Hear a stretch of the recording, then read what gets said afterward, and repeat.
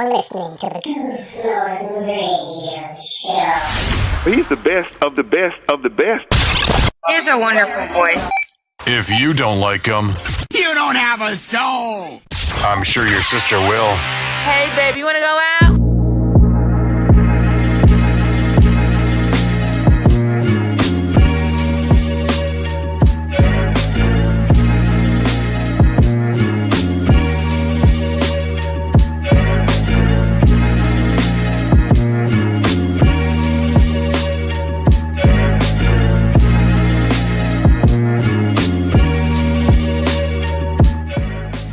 How's it going, everybody? Welcome back to another episode of the Goof Norton Radio Show. It is episode 59, and we're almost at the end. We're almost at the end of season 1. Episode 59, we only have one more episode left after this.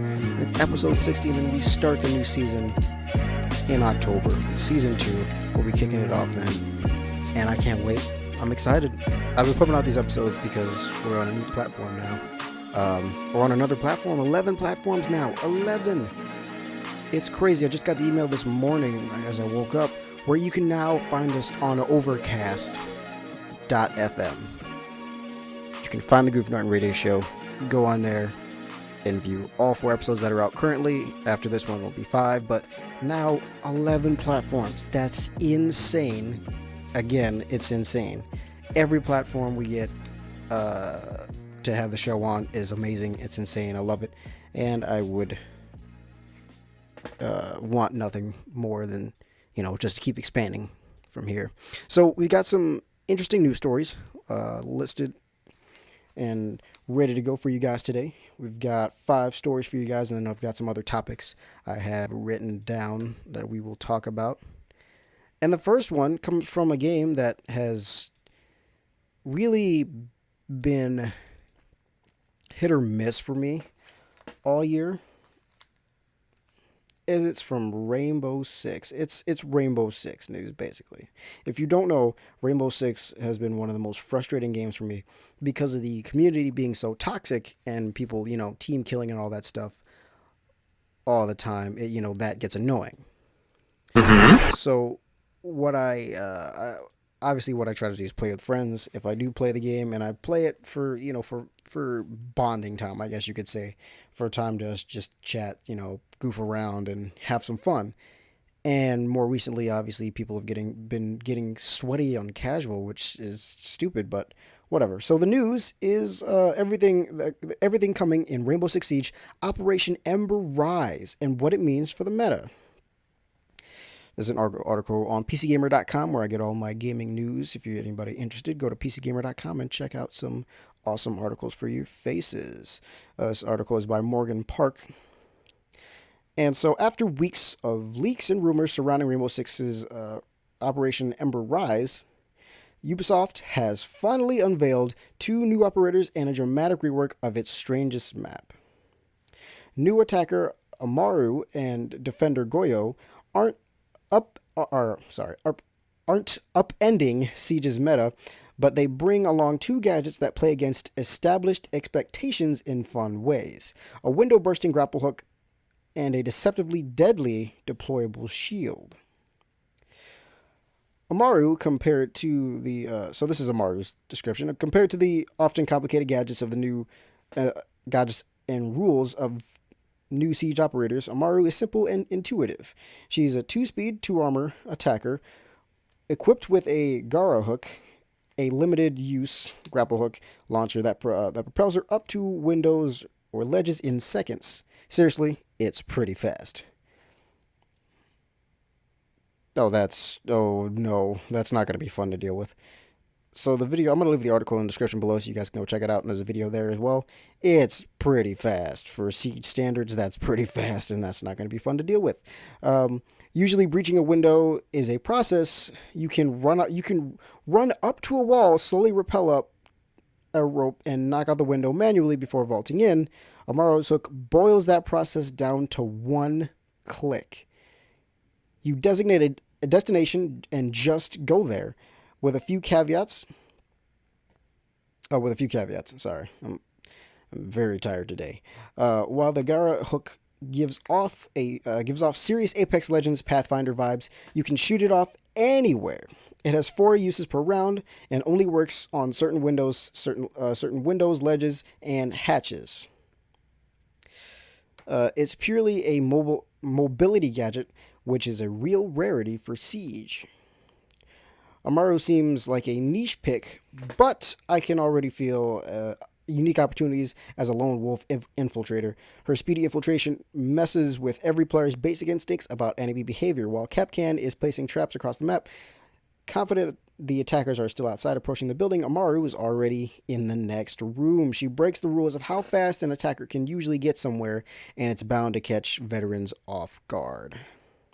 That said, the Gara Hook isn't a stealthy gadget. If you're close by, you can hear the launcher reel.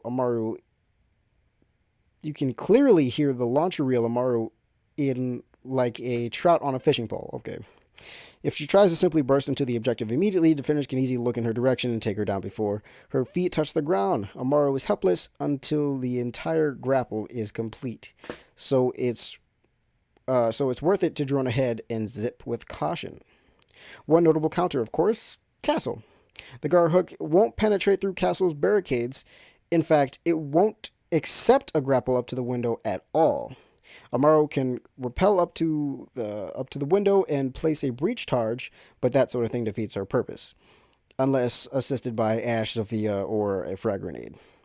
Amaru is pretty much locked out by Castle. The most interesting use of the hook is hatches. Amaru is the first operator who can scale up hatches, not just down. Defenders now have a legitimate reason to reinforce a hatch at their feet, which could shift the establishment of wisdom of how to use the team's 10 precious reinforcements under the right circumstances.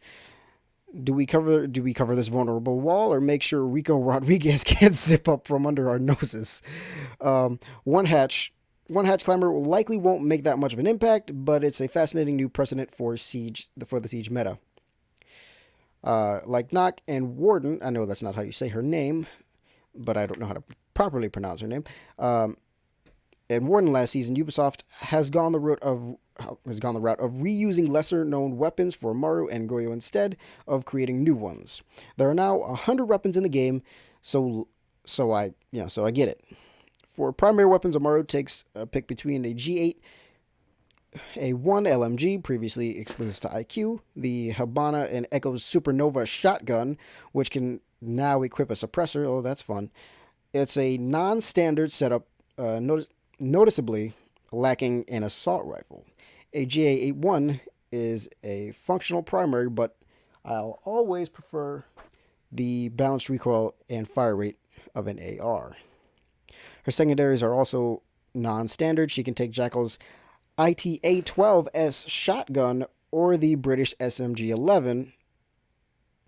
Both secondaries are interesting modifications on her playstyle. The SMG-11 is powerful enough to operate as a de facto primary weapon, meaning she can take the less reliable Supernova and use its silencer for quieter hatch and window breaching. Or you can take her LMG and still pop patches with the ITA-12S backup shotgun. So that is all her stuff. I mean, honestly, it's decent. She carries a claymore or breach charges. The SMG-11 is a decent gun. It's not that great of a weapon, but it's decent because I play mute a lot sometimes. And having to was it mute? It is mute, yeah. Because having to switch between the MP5K that he has and the SMG-11, it's such a slow switch, and I've died multiple times because of that. I'm like, oh, well, cool. It's fun. And it only carries 17, 13 or 17? 13, 17 rounds in a magazine, so don't know. So on to Goyo. Actually, no, before that, the interesting thing here is that she can get up hatches now from below you. That honestly only becomes a problem if there's a hatch, below your room. Like, if there's a hatch below your room, then then you know anybody who's playing Goya is gonna probably try that out because it's like, oh, I wonder how this is gonna work. So you can easily guess, okay, if you find out they have a Goyo, not a Goyo, wow, I'm already talking about Goyo, Amaru, then you know, okay, they're probably gonna come through here or here. But we were talking about it last night, so I don't. We'll see how it plays out. So on to Goyo. It's been a while since Ubisoft has added a defender as straightforward as Goyo, an objectively hotter clone of John. Freaking, I can't pronounce these names. I'm not cultured enough. The 2-speed, 2 armor. So these are both 2 speeds, 2 armors. Defender is equipped with Vulcan shields. Deployable shields with black mounted explosive charges. Vulcan looks no different than from a normal deployable shield from the front, but when it's destroyed, whoa, my phone is freaking out. I'm sorry. But when destroyed, it explodes and leaves a spread of fire in its wake. His shields can be destroyed with traditional means: Ash, Sophia, Sledge, frag grenades. But defenders can also shoot the red explosive charge to trigger it at will, similar to popping the air canister on Mira's black mirrors. And I'm looking at the video now. Yeah, there's just like red canisters on the back of his red charges on the back of his shield. Yeah, it's just like it's a big box, and you shoot it and it explodes and leaves a trail of fire wherever it is. So that must be fun to deal with. Good to know. The initial explosion deals around 30 damage if enemies are close enough, though the Vulcan's true value is the area denial of the fire. Its area effect is pretty large, especially considering he carries 3 shields. Are you kidding me? 3 shields. That's a lot. Especially if they can explode, that's a lot of shields.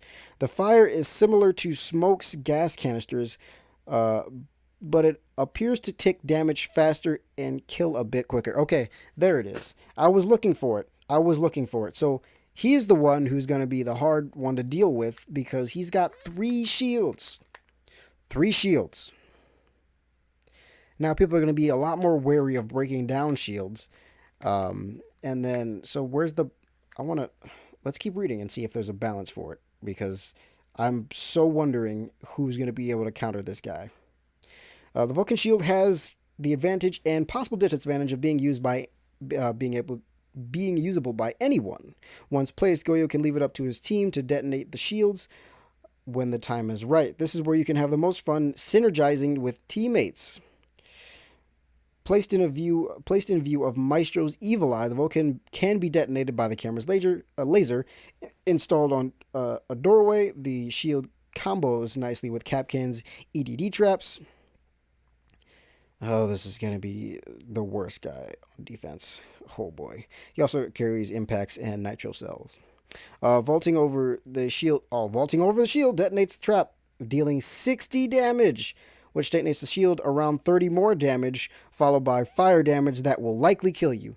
So there you go. There you have it. You vault over the shield, it costs you 30 damage, and then the detonation of the shield causes 30 more damage, that's 90, and then you get burned and you die. That's it. You're dead. Oh boy. But Goyo's Vulcans also have the potential to be hijacked by attackers. If the angle is made from above or below, it's easy to spot the shield's bright red charge and shoot it when the defenders least expect. There's a light layer of deception to Goyo's shields that I find delightful. Like Mario Kart's traumatizing fake item box, the Vulcan only reveals itself as a trap once it's too late to escape its clutches. The shield is also inherently interactive, which is refreshing for shields mostly hands-off proximity traps. It requires some strategy and placement and deciding when to fire it up, but its hands-on nature means that it can be useless as often as it's deadly. If an attacker sneaks to the objective unnoticed and happens upon a Vulcan, they can simply vault over it without consequence. Alright then. Cool. Goyo's flexible kit makes me believe he can serve as an anchor or a roamer. He can either take the Vector 45 ACP, formerly exclusive to Mira, and the TCSG-12, there we go. God dang, SG-12 shotguns. Slug shotgun, borrowed from Cade. The Vector is a very powerful SMG, and it could feel even more so in the hands of a faster operator than Mira. He also has the choice between impact grenades or nitro cell. Yep, as along with his 3 Vulcans, he's basically a one-man utility truck of defense gadgets. I'm really waiting to see how this is going to turn out and how. Oh, they're reworking Canal. Oh, right, because I hate that map. So if you guys don't know, there's a couple maps that I actually I dislike. Canal is the one I possibly say I hate, just because of the layout of it, and that is the map. It's huge. Like it's big in terms of siege maps. It's pretty big in terms of siege maps. It's a building, but it's spread across like 2 different areas, completely different areas. It's bridged by a bridge. They're connected by a bridge, so that's gonna be interesting. Canal. I think that's the. Is that the German map? Yeah. So that. Oh my gosh. The. Oh, well, I'm waiting for the. I want to see how this map rework looks, because there's a screenshot here on the article, but it doesn't look. It looks similar, not too different. They just changed the outside colors. I'm waiting to see what they change on the inside, because there are some rooms in that building that are pretty just useless. I mean, some are just exclusively entry points. They're not really anything else except for that, but that's about it. In Ember Rise, Canal has gotten a huge visual facelift. I've been burned by map reworks before, so I was a little nervous to see how Ubisoft was changing one of my favorite casual maps. The brick and stone style of the East Air Traffic Control Tower has completely shifted to a modern, sharp steel style with a distinct red paint job. It's brighter, bolder, sleeker, and seemingly better designed for Siege in 2019. Old Canal has some of the busiest interiors with a lot of items to bump into. Several of these rooms, like West Office Objective, have all been cleaned up without changing their identity too much. With Hereford Base, it felt like Ubi took a sledgehammer to the whole thing and basically made a whole new, worse map. Yeah, that's true. New Canal isn't that. It has a lighter touch of Clubhouse's rework, but with more attention paid to upgrading its aesthetics. The basic layout of the objective sites are mostly the same, but there are some key changes that tackle Canal's weaknesses. Most of all, there's a new sky bridge on the 3rd floor that gives players another option for crossing between the east and west buildings. This prevents any one path from becoming too much of a choke point while making the 3rd floor objective more interesting. Many of the map's most exploitative windows have been permanently sealed to cut off enterprising dock mains from spawn peeking. Yes, because if there is one thing that I hate, it's being spawn peeked. Stop being so sweaty and cash, you weirdos.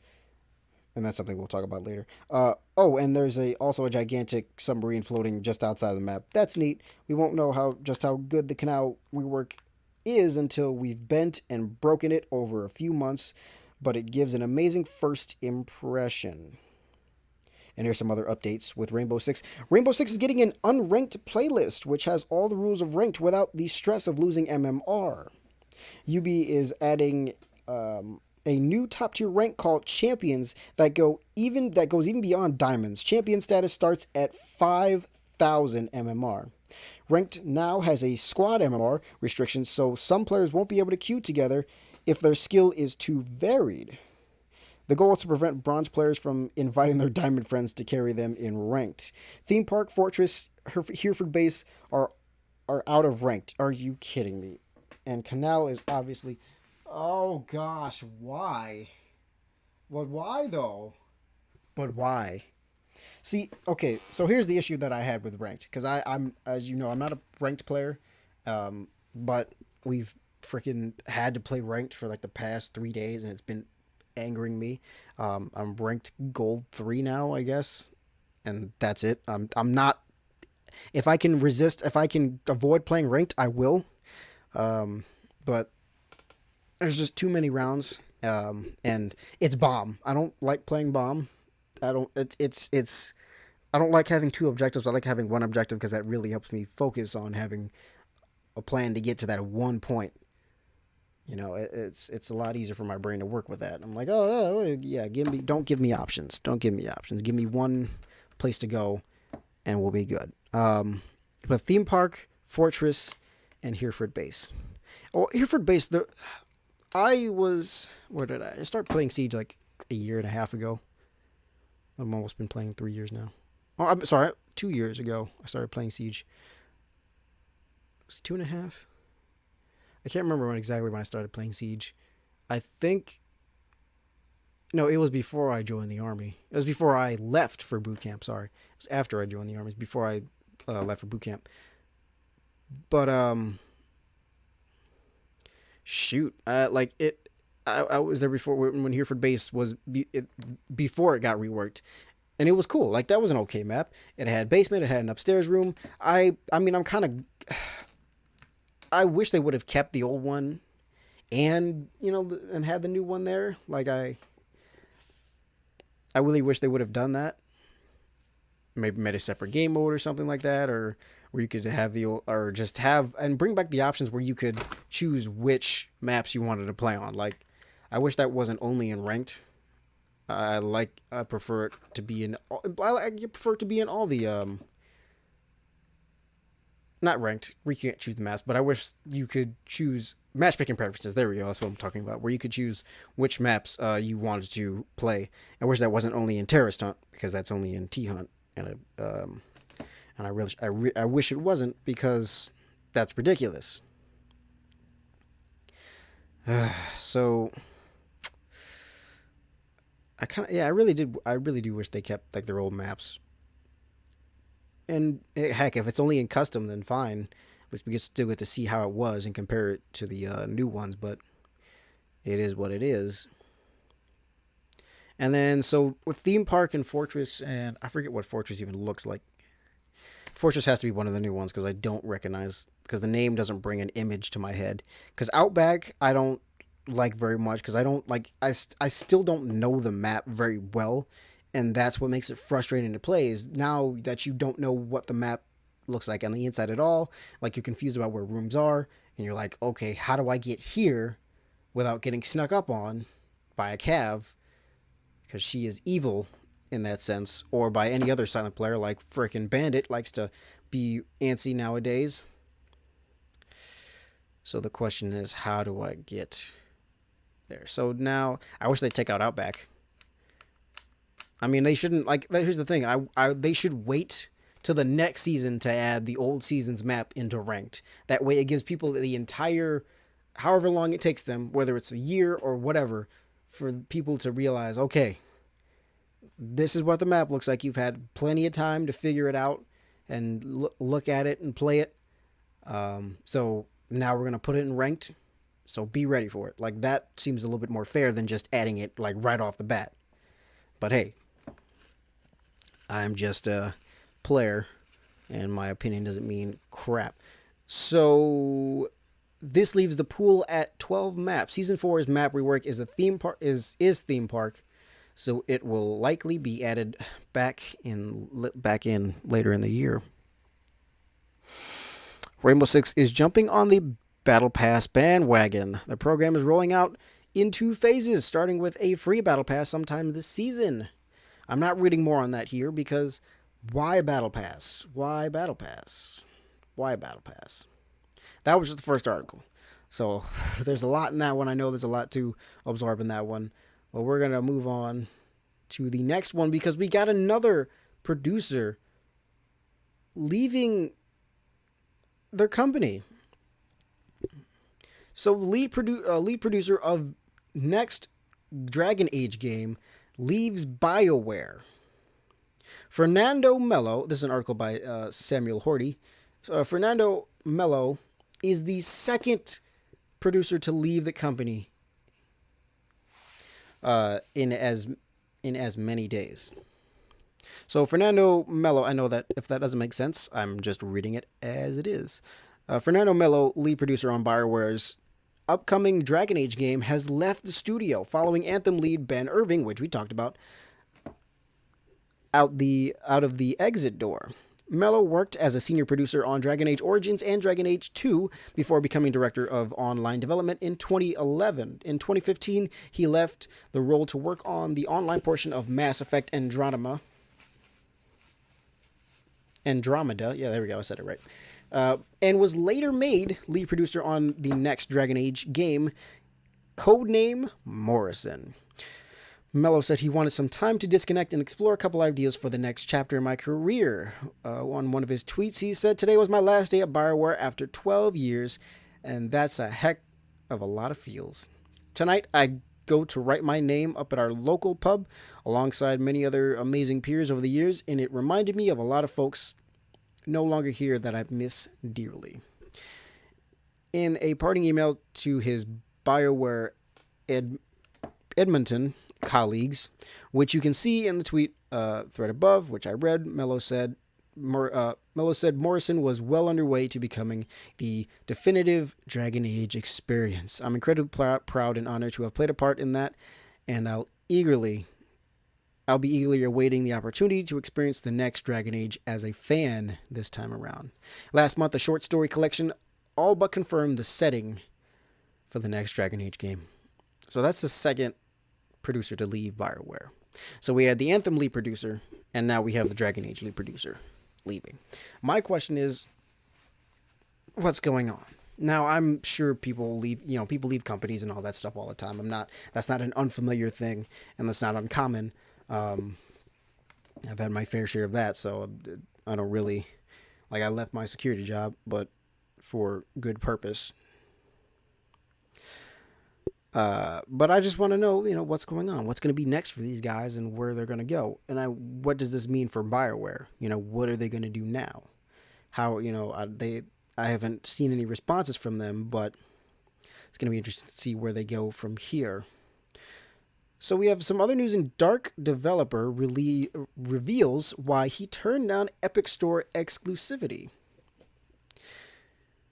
So the developer of the horror-filled puzzle game Dark, D-A-R-Q, I can't spell even though I'm reading it, turned down an Epic Games Store exclusivity deal, he revealed this week, and has called on Epic to allow indie games to sell simultaneously on the store and via Steam.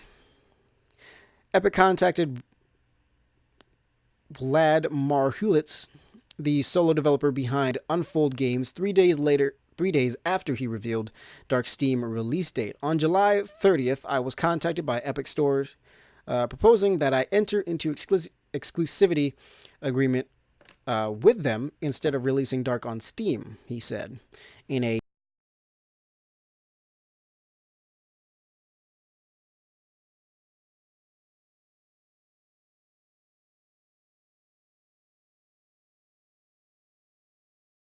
chance to talk about money.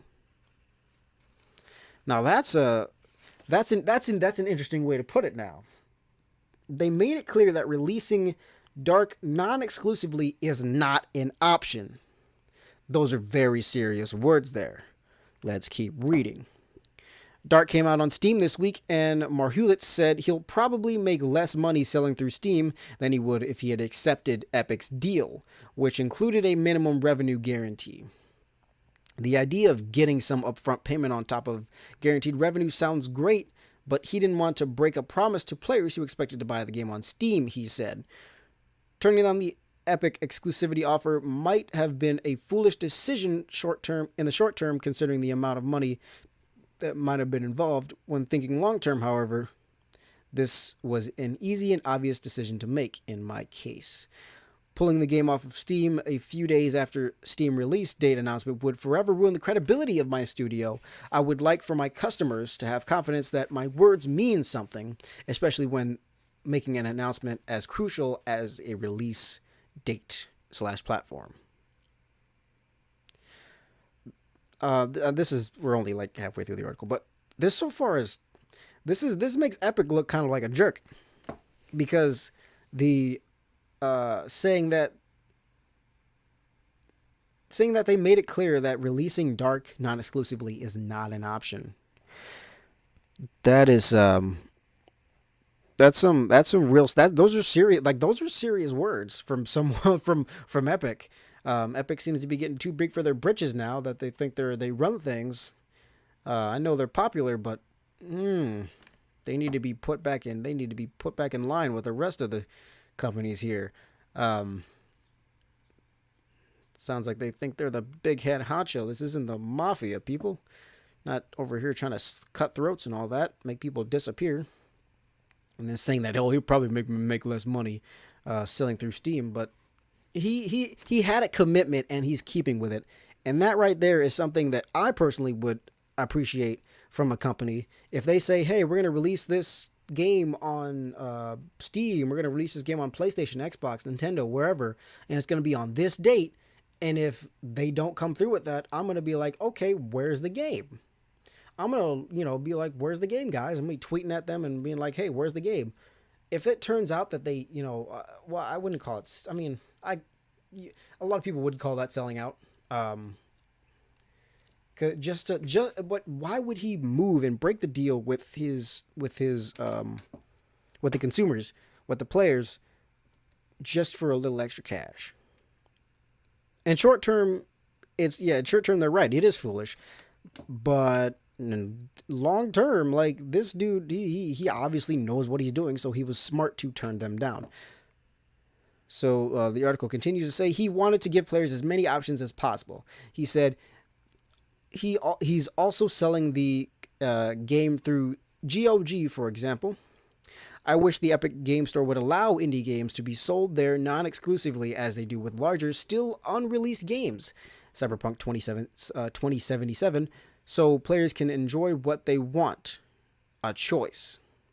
Marhulitz stressed that he's not speaking on behalf of other developers, and that for some studios, accepting an Epic exclusivity deal might be the best plan long term. Every indie studio has a unique story and has to deal with a unique set of obstacles. The reasons are mine and mine only. Rejecting such an offer happened to be right for my game, but might not be right for other games or / studios, as their goals and long-term plans might differ from mine. Epic Games CEO Tom Sweeney commented on the case on Twitter after Mark Kern, team lead for Vanilla World of Warcraft, said it was not right for Epic to disqualify Dark from the Epic Games Store just because they turned down an exclusivity deal. Thank you, Tim. So Mark Kern tweeted, okay, so the devs of Dark were approached by Epic for an exclusivity deal. They turned it down, but Epic refused to put them on the store. If true, that's not right. And then Tim Sweeney tweeted replying, hi Mark, we're still in the early hand-curated days of the Epic Games Store where we can only accommodate a small number of releases. And he put a article to the announcing of the Epic Games Store. Online store pioneers 88% revenue share and blah, blah, blah, blah, blah. So this is like they really like it, they're getting into like threatening territory, and that's not right at all. But you should never disqualify somebody because they turned down your exclusivity deal because they feel like it's a bad business move for them. Like that should never disqualify you from being on somebody's site. Oh, hey, you don't want our exclusivity deal? You don't want the money from us. You just want the money from, your game solely. You want people just to enjoy your game without being able to have it on only exclusive platforms, exclusive places just our store. But he's right. Like this honestly maximizes his profit here, because if sorry, joking, there's my water. But if he has it on more than one platform, the odds of him making more money are, obviously higher. Just like my odds of people hearing my podcast are higher because it's on more platforms. It's something as simple as that.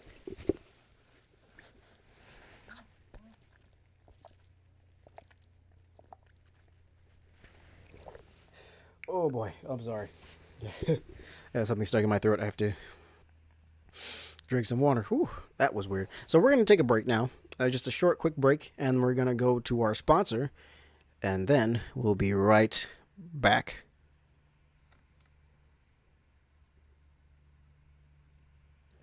All right, welcome back, everybody.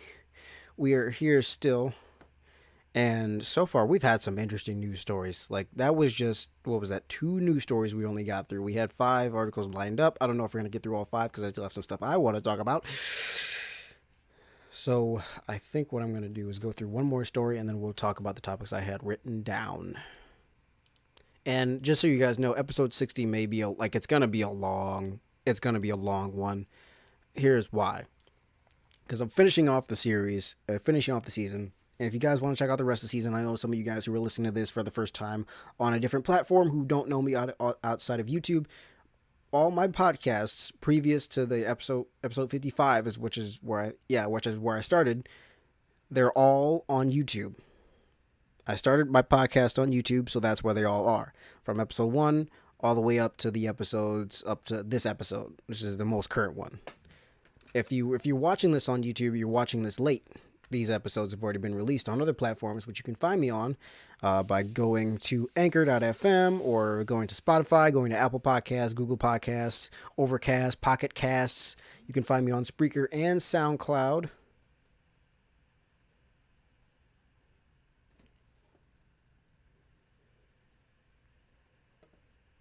That was weird. Sorry, I just got a text and I was reading that out. Hold on, let's get the rest of the platforms here. So yeah, Anchor, Apple Podcasts, Google Podcasts, Spotify, Breaker, Overcast, Pocket Casts, and Radio Public. You can find me on Spreaker, and SoundCloud, and as well as YouTube. Mm-hmm. So you have plenty of options of where to find me. So you better get out there and find those podcasts. And it's almost guaranteed to be a good time. Because you're gonna miss something. I guarantee you're gonna miss something.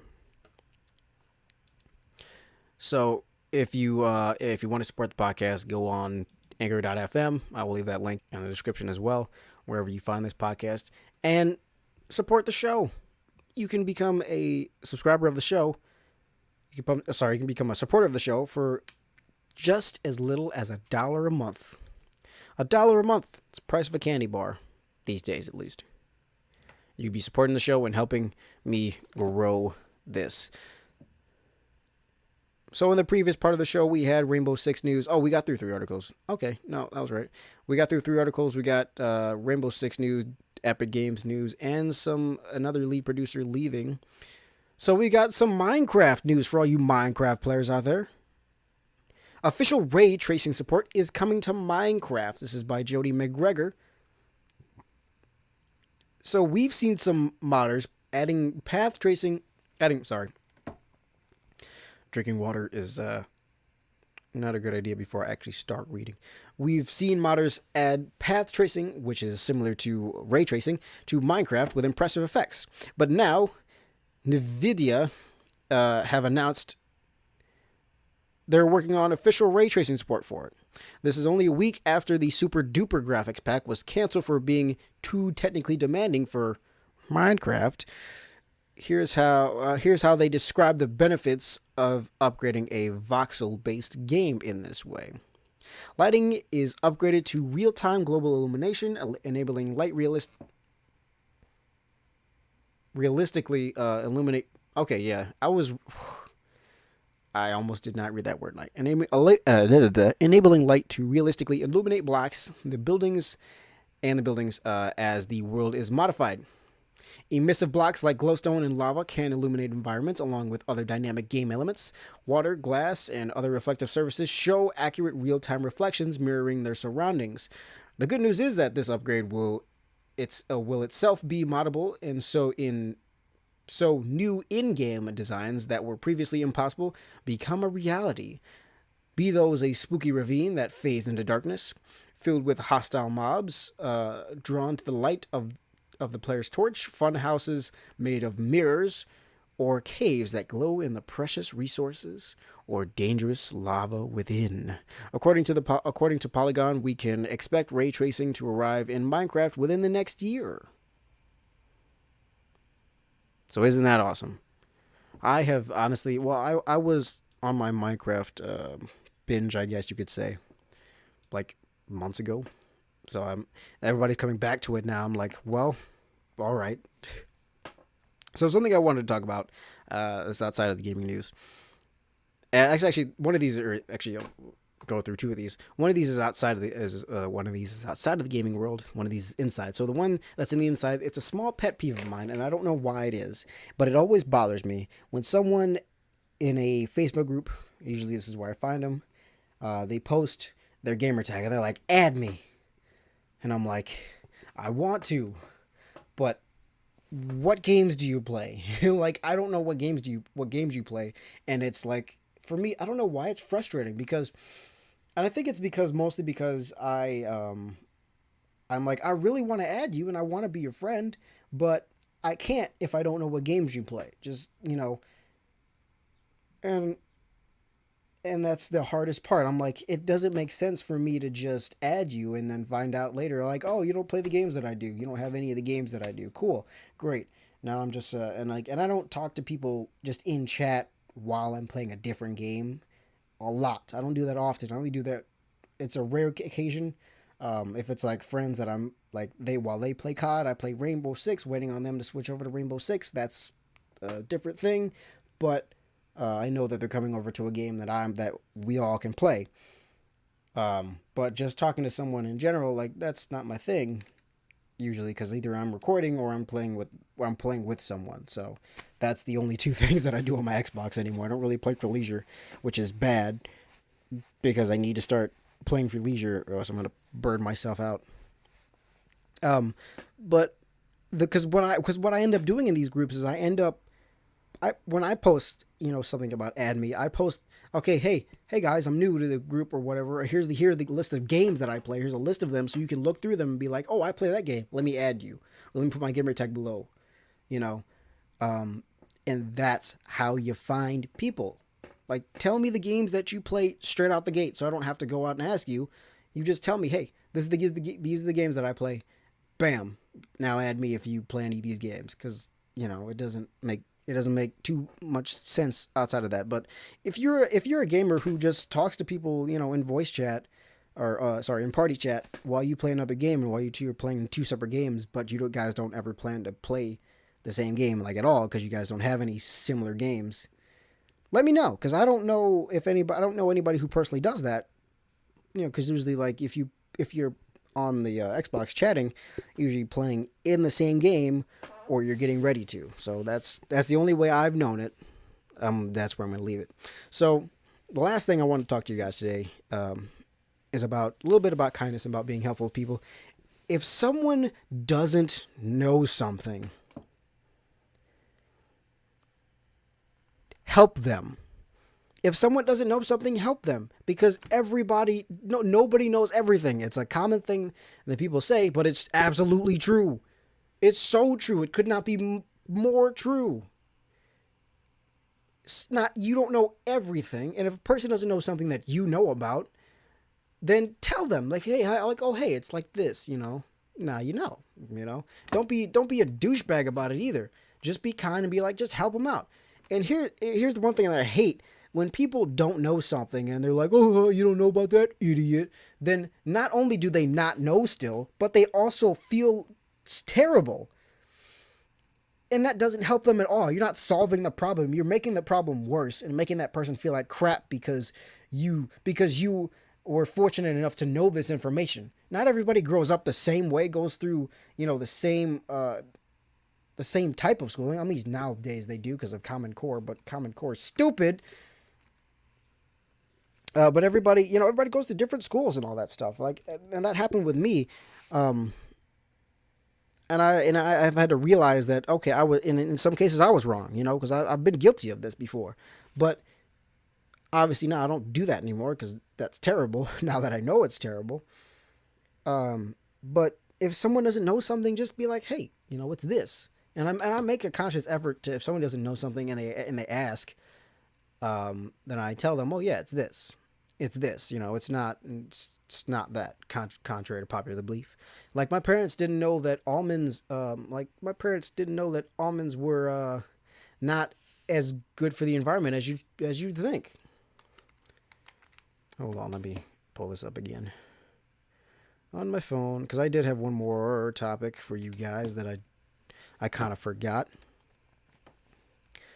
Hold on.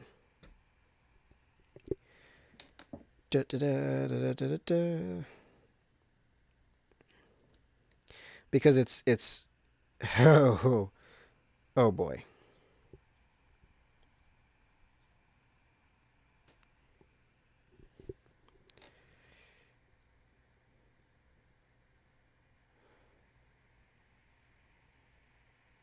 Sorry. Okay, there we go. So, California. Well, it's the California almond industry. Sorry, I had to actually make sure I had to find the same thing I was looking at. So, they're responsible for 80% of the production of almonds and almond milk and all that stuff. So, what happens is they take what is it? Trucks or something. They have about 1.6 million honeybee colonies just to pollinate their almonds. And that's not necessarily a bad thing, right?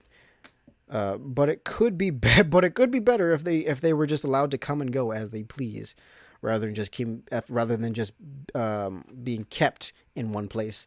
And it takes 1 gallon per almond. 1 gallon of water, I should say, not 1 gallon of milk, but 1 gallon of almond. 1 gallon of water. What am I saying?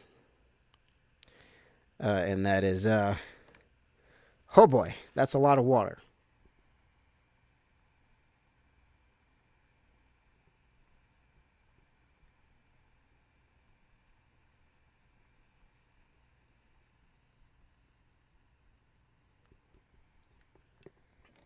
And it honestly kills me to see how much water it takes to produce 1 almond. Like it's literally insane.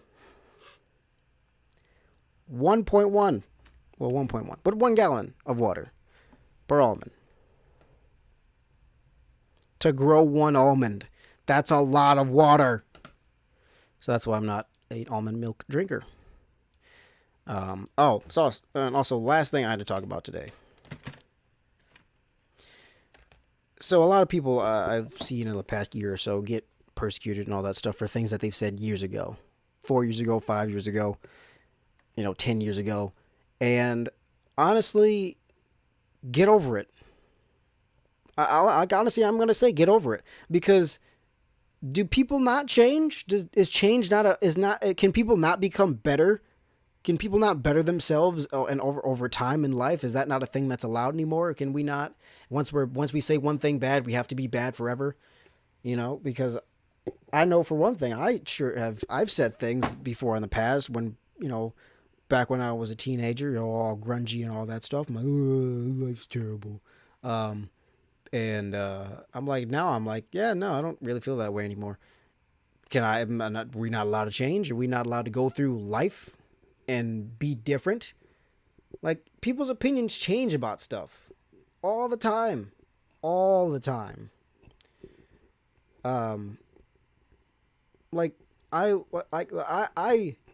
remember saying that the military was not for me. Oh, but here I am 2 years in, and I'm doing just fine, and I'm enjoying myself a little bit, only a little bit, not that much, only a little bit, for certain parts.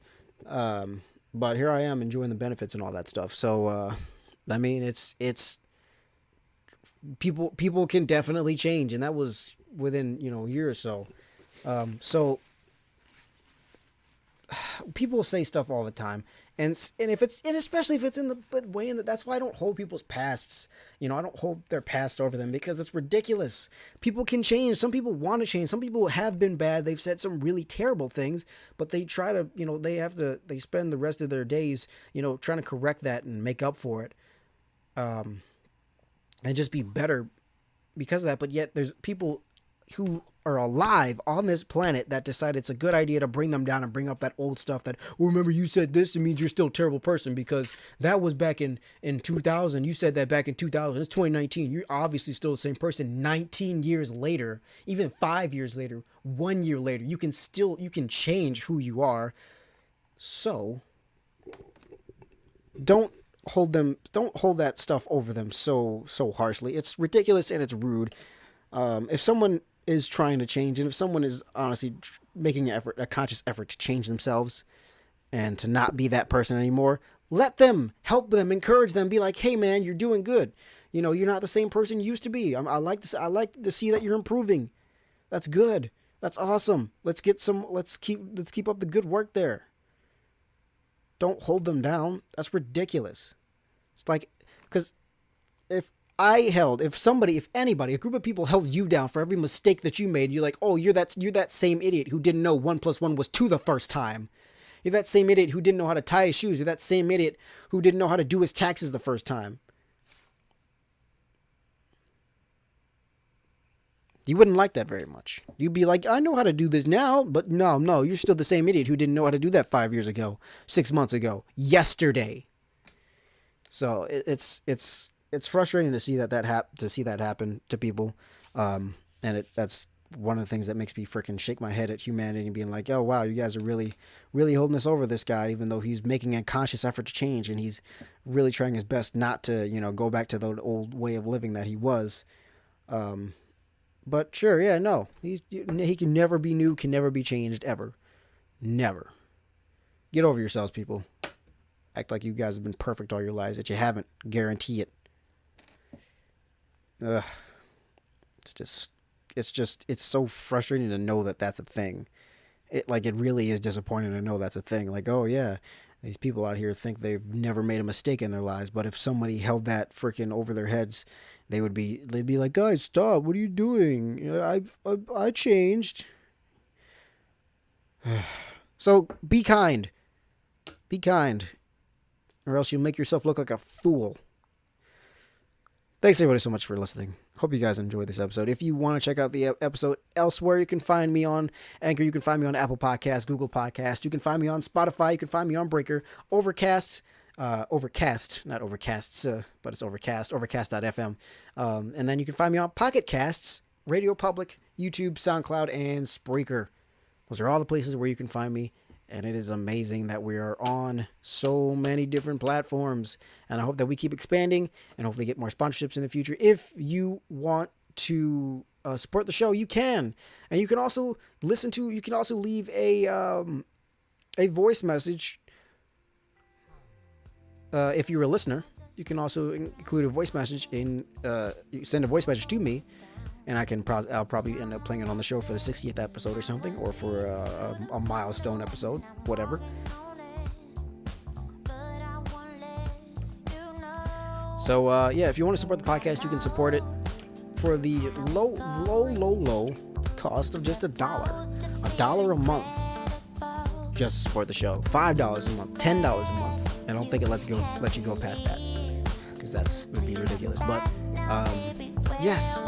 These are low prices. Less than a Netflix subscription. Less than a Amazon Prime subscription. Come on. Support the show. Help me keep it running. But other than that, thanks guys so much for listening. And hopefully I will see you guys in the next video. Peace.